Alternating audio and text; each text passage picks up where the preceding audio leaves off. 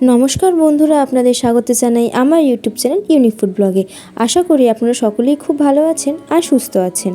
কাঁচা কলার কোফতা কারি আপনারা তো সকলেই খেয়েছেন। আজকে আমি আপনাদের বানিয়ে দেখাবো মোচার কোফতা কারি। তাহলে চলুন দেখে নেওয়া যাক কীভাবে বানাচ্ছি।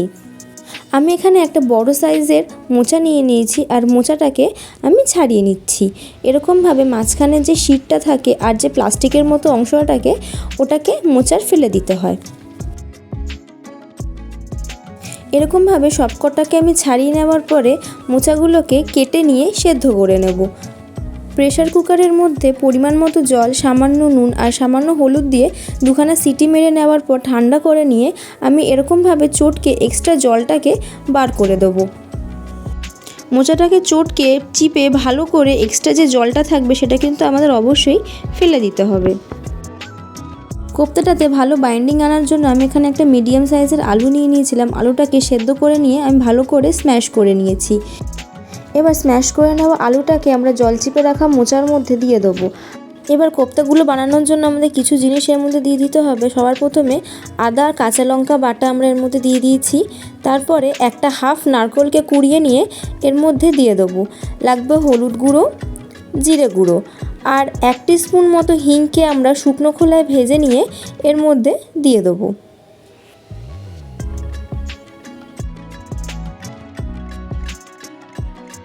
তারপরে স্বাদ মতো নুন দিয়ে ভালো করে চটকে মেখে নেব, যাতে সব কিছু একসাথে খুব ভালো করে মিশে যায়।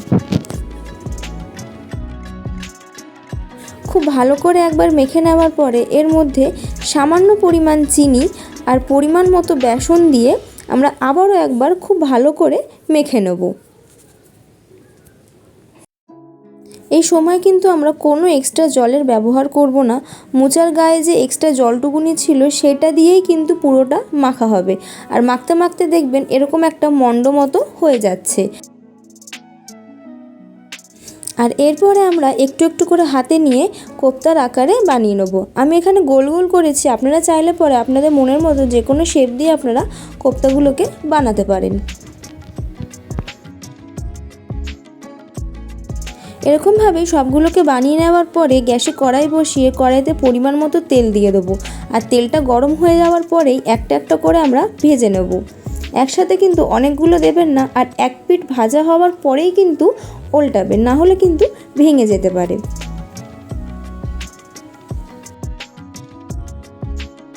কোফতাগুলো মোটামুটি একটু লাল লাল করে ভাজা হয়ে যাওয়ার পরেই আমরা তুলে নেব। আর এরকমভাবেই সবকটা কোফতাকে আমরা ভেজে নেব।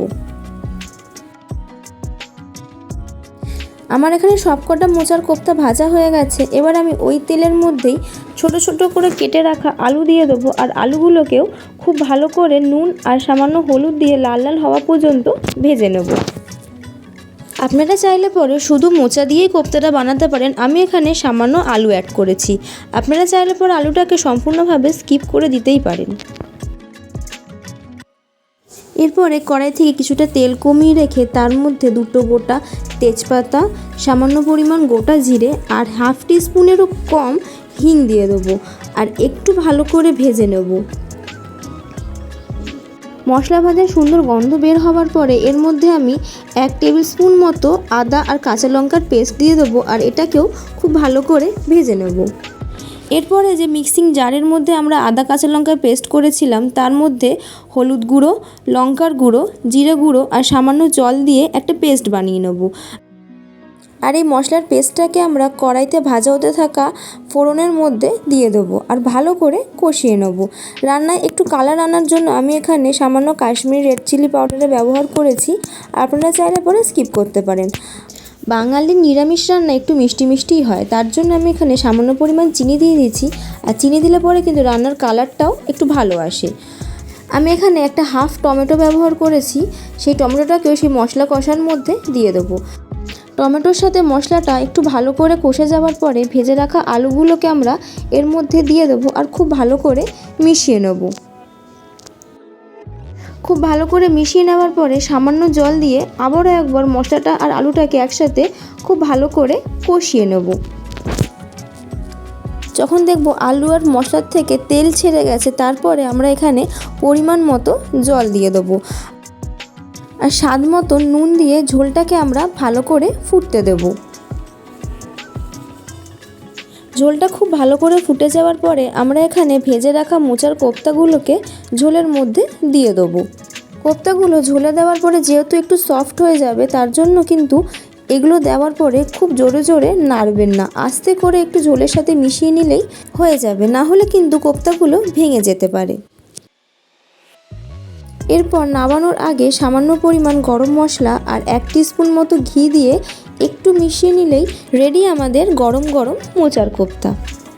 এই রান্নাটি কিন্তু দুপুরে গরম গরম ভাতের সাথে জাস্ট জমে যাবে। আমার রান্না যদি আপনাদের ভালো লেগে থাকে তাহলে অবশ্যই লাইক, কমেন্ট অ্যান্ড সাবস্ক্রাইব করতে ভুলবেন না। দেখা হচ্ছে পরের ভিডিওতে।